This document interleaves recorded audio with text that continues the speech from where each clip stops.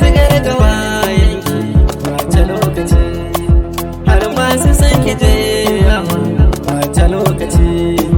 Su sun guje iyayensu yaya za a yi, na san abin akwai ciwo ga ya mace.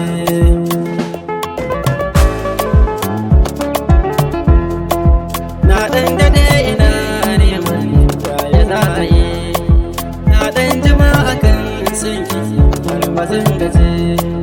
Duk da batun akan cewa bakin da su,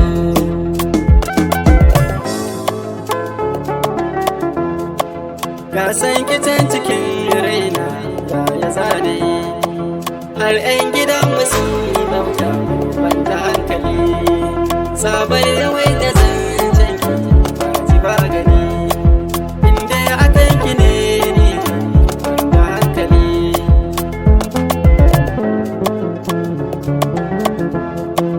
Na san suna yawan zagi wai na bar ki ne, ni dai kina cikin raina da za su yi. Na san halin mutanen ki kula face, komai kake suna manka ba su kau da kai. Su ma da nasu laifinsu amma ban gani, ko na bi ma tunaninsu zagin za su yi. Amma abin da kai ce wai da ni da su,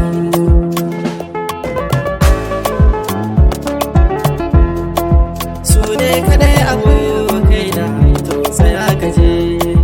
Su ne suke yawan zagin wacce za da su, har ma suke faɗin cewa ta wucen da can.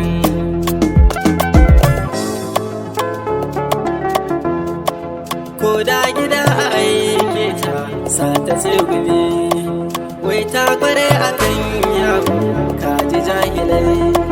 Na san halin abokai na masu tsegumi.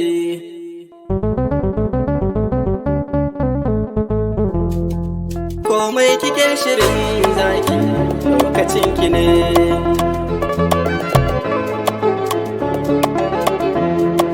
cuta da yaudara su ne masu gaba. Sun ma fage da addini kaji jahilai, amma da ni da su sun san babu kau da kai. Ni ne shiri akan santa ba na kau da kai, sabon ku ne ku saurara ba na kau da kai.